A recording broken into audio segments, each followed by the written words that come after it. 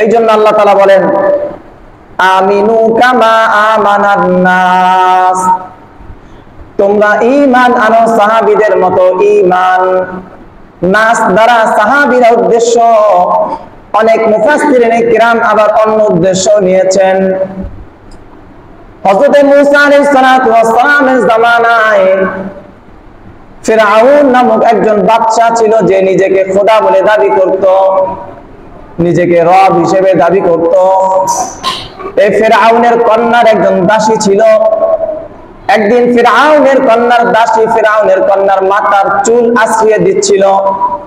এমন সময় হঠাৎ করে মাথার চুল থেকে চিরুনিটি মাটিতে পড়ে যায়।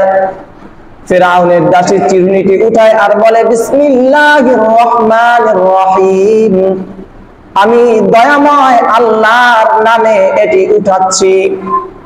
এই কথা যখন বলে, ফিরআউনের কন্যা বলে, ও দাসী, আমার বাবা ফিরআউন ছাড়াও আর কোন রব আছে নাকি? ফিরআউনের কন্যার দাসী বলে, আপনার বাবার সকলের রব হলেন একজন, তিনি হলেন আল্লাহ। ফিরআউনের কন্যা দৌড় দিয়ে ফিরআউনের কাছে চলে যায়, গিয়ে বলে, বাবা, এই রাজত্বে, এই রাজ্যে তুমি ছাড়া আর কোন উপাস্য আছে নাকি, আর কোন রব আছে নাকি? ফিরআউন বলে, না, এই রাজ্যে একমাত্র রব হলাম আমি ব্যতীত আর কোন রব এই রাজ্যের মধ্যে নাই। ফিরআউনের কন্যা বলে, কিন্তু আমার দাসী তো অন্য একজন আল্লাহর নাম নিল, অন্য একজন রবের নাম নিল। ফিরআউন তার কন্যার দাসীকে ডাক দেয়, ডাক দিয়ে জিজ্ঞেস করে, তুমি কোন রবের উপর ঈমান আনছো, কোন রবকে আল্লাহ হিসেবে মানো? ফিরআউনের কন্যা দাসী বলে, আমি মূসার আল্লাহর উপর ঈমান এনেছি। ফিরআউন রাগান্বিত হয়ে যায়। ফিরআউন বলে, তুমি সামান্য একজন দাসী, সামান্য একজন বাদী, এই রাজ্যে আমি ব্যতীত অন্য কোন রবের উপর ঈমান আনা যাবে না। অন্য কোন রবের উপর ঈমান আনলে তোমাকে কঠিন শাস্তির সম্মুখীন হতে হবে। ফিরআউনের কন্যা দাসী ডাক দিয়ে বলে, ও বাদশা, আপনি আমাকে যত বড় শাস্তি দেন না কেন, আমি মূসা যে আল্লাহর উপর ঈমান এনেছি, সেই ঈমান থেকে আমি চুল পরিমাণ বিচ্যুত হব না। ফিরআউন এবার দাসীকে কি শাস্তি দিবে চিন্তা করতে লাগলো। এই দাসীর কয়েকজন সন্তান ছিল, কোন বর্ণনায় আসছে 3 জন সন্তান, কোন বর্ণনায় আসছে 7 জন সন্তান। ফিরআউন তার মন্ত্রীদেরকে নির্দেশ দিল, আগুন কয়লা দিয়ে জ্বালাতে জ্বালাতে উত্তপ্ত করার জন্য। আগুন জ্বালানো হলো। ফিরআউন তার কন্যা দাসী সন্তানদেরকে একে একে আগুনে ফেলায় দিতে লাগলো। একজন করে ফেলায় দেয়, আর ওই দাসীকে বলে, ও দাসী, ও বাদী, তুমি যদি এখনো আমার উপর নতুন করে ঈমান না আনো, আর মূসা রবের উপর থেকে ঈমানকে না সরাও, তোমার সবগুলো সন্তানকে কিন্তু আগুনের মধ্যে জ্বালিয়ে পুড়িয়ে ছাই করে ফেলবো।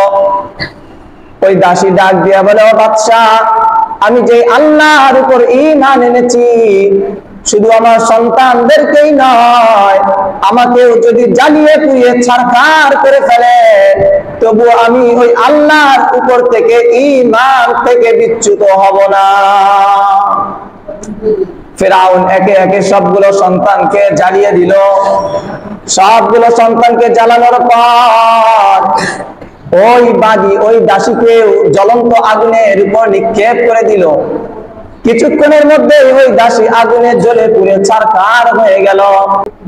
আল্লাহর নবী যখন মেরাজের রজনীতে আল্লাহর সঙ্গে সাক্ষাতের জন্য যাচ্ছিলেন, হযরত জিবরাইল আলাইহিস সালাতু ওয়াস সালাম আল্লাহর নবীকে সাথে করে নিয়ে যাচ্ছিলেন। কিছুটা পথ যাওয়ার পর আল্লাহর নবী হঠাৎ একটা সুগন্ধ নাকে অনুভব করেন। এত সুন্দর সুগন্ধ আল্লাহর নবী আর কখনো পান নাই।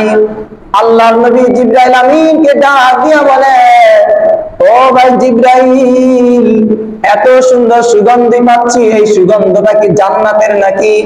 জিবরাইল আলাইহিস সালাতু ওয়াস সালাম ডাক দিয়ে বলেন, ইয়া রাসূলুল্লাহ, ইয়া হাবিবাল্লাহ, জান্নাত তো এখনো অনেকটা দূর, জান্নাতের ধারে কাছে আমরা আসি নাই, জান্নাত থেকে সুগন্ধ পাওয়া এখনো অসম্ভব। আল্লাহ নবী বলে, জিবরাইল তাহলে এত সুন্দর সুগন্ধটা কই থেকে আসছে, কোথা থেকে পাচ্ছি? জিবরাইল আলাইহিস সালাতু ওয়াস সালাম ডাক দিয়ে বলেন, ইয়া রাসূলুল্লাহ, ইয়া হাবিবাল্লাহ, ফিরআউনের যুগে ফিরআউনের কন্যার একজন দাসী ছিল। ঈমানের পরীক্ষা দেওয়ার জন্য ফিরআউন তাকে আগুনে জ্বালিয়ে ভস্ম করে দিয়েছে, তবুও সে ঈমান থেকে বিচ্যুত হয় নাই। ওই মহিলা তার সন্তানদেরকে আগুনে জ্বালাতে দেখে আল্লাহর উপর থেকে ঈমান থেকে বিচ্যুত হয় নাই। তাকে ফিরআউন শহীদ করে দিয়েছে, তার কবর থেকে এত সুন্দর সুগন্ধ আসছে। ফিরআউন এবার খুশিতে তার বিবির কাছে যায়, বিবির কাছে গিয়ে বলে, বিবি আসিয়া, জানো আজকে কি হয়েছে? আসিয়া বলে, কি হয়েছে বলে?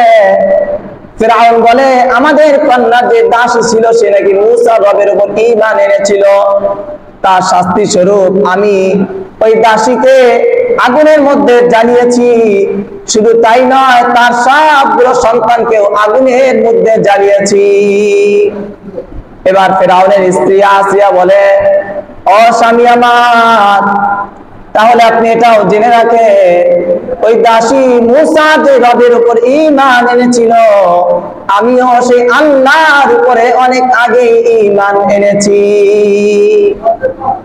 এবার ফিরআউন আরো রেগে গেল, রাগান্বিত হয়ে গেল। তার মন্ত্রীদের সাথে পরামর্শ করে আবার কি করা যায়। মন্ত্রীরা পরামর্শ দেয়, আপনার ঘরের স্ত্রী যদি আপনাকে রব হিসেবে মেনে না নেয়, গোটা রাজ্যের অন্য কেউ আর আপনাকে রব হিসেবে মেনে নেবে না। এই কারণে শাস্তি যদি দিতে হয়, আপনার স্ত্রী আসিয়াকে আগে শাস্তি দেন। ফিরআউন তার স্ত্রীকে অনেক বুঝালো, কিন্তু আসিয়া কোনোভাবেই আল্লাহর উপর ঈমান আনা থেকে বিচ্যুত হলেন না। ফিরআউন এবার তার মন্ত্রীদের সাথে পরামর্শ করে তার হাত পায়ে পেরেক বেঁধে তাকে ঝুলিয়ে দিল। এরপর তার শরীর ব্লেড দিয়ে কেটে কেটে ধারালো অস্ত্র দিয়ে কাটা শুরু করে দিল, আর বলতে লাগলো, আসিয়া, এখনো সময় আছে, ঈমান ত্যাগ করো। মূসা রবের উপর থেকে ঈমান যদি ত্যাগ না করো, তোমাকে কিন্তু দুনিয়ার জমিন থেকে বিদায় হয়ে চলে যেতে হবে। এই কথা বলে ফিরআউন বড় একটি পাথরের খণ্ড হাতে তুলে নিল, আসিয়াকে মেরে তাকে দুনিয়া থেকে বিদায় করে দিবে। তাকিয়ে দেখে আসিয়া মুস্কি মুস্কি হাসে, বলে, আসিয়া তুমি কি পাগল হয়ে গেলা নাকি? মৃত্যুর ভয়ে, এতটাই প্রখর ভয়ে তুমি পাগল হয়ে গেলা নাকি? মৃত্যুর সম্মুখে দাঁড়িয়ে তুমি মুস্কি মুস্কি হাসছো কেন? আসিয়া ডাক দিয়ে বলে, স্বামী আমার, আপনি তো আমাকে মেরেই ফেলবেন, কিন্তু আমি আল্লাহ তাআলার কাছে এই মাত্র কিছু ফরিয়াদ করলাম। আমি আল্লাহকে বললাম, إذ قالت رب ابن لي عندك بيتا في الجنة ونجني من فرعون وعمله ونجني من القوم الظالمين। আসিয়া বলতেছে, স্বামী আমার, আমি আল্লাহ তাআলার কাছে ফরিয়াদ জানাইলাম, তবে দয়াময় আল্লাহ, এই দুনিয়ার বুকে আপনি অনেক পরীক্ষায় আমাকে পরীক্ষা করেছেন। আমার স্বামী পাষাণ্ড হয়ে আসছে, আমাকে মুখ দিয়ে দিবে, আমাকে পাথরের আঘাতে আমাকে হত্যা করে ফেলবে। দুনিয়ার এই পরীক্ষার বিনিময়ে দুনিয়ার কোনো কিছু আমি চাই না। আপনার কাছে আমার আবেদন হলো, আমার আর্জি হলো, আমাকে দুনিয়াতে যে এত শাস্তি দিলেন, এর বিনিময়ে জান্নাতের মধ্যে আমি আপনার নিকট থেকে একটি ঘর বানিয়ে চাই। আর এই ফিরআউন এবং তার দলবল, তার দুষ্কৃতি থেকে আমি মুক্তি চাই, আর এই জালেম সম্প্রদায় থেকে আমি মুক্তি চাই। আসিয়া বলে, ও স্বামী আমার, আমি আল্লাহর কাছে যখন এই ফরিয়াদ জানাইলাম, আল্লাহ তাআলা আমাকে জানিয়ে দিয়েছেন, আমাকে আল্লাহ তাআলা মৃত্যু দিয়ে আপনার থেকে এবং আপনার দলবল থেকে, এই জালেম সম্প্রদায় থেকে আমাকে রক্ষা করবেন, মুক্তি দিবেন।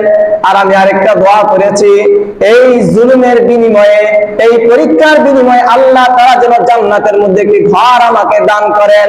ও স্বামী আমার এই পরীক্ষার বিনিময়ে আল্লাহ তাআলা আমার এই দোয়াকে কবুল করে নিয়েছেন। আল্লাহ তাআলা জান্নাতের মধ্যে আমার জন্য একটি ঘর নির্মাণ করেছেন। সেই ঘরটি ফেরেশতাদের মাধ্যমে আল্লাহ তাআলা আমার চোখের সামনে তুলে ধরেছেন।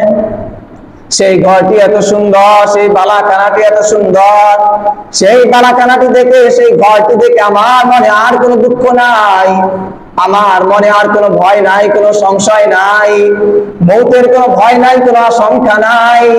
আল্লাহ তাআলা জান্নাতের মধ্যে আমার জন্য যে ঘর নির্মাণ করেছেন, যে বালাখানাটি নির্মাণ করেছেন, সেই বালাখানা দেখে আমি খুশিতে আত্মহারা হয়ে গিয়েছি।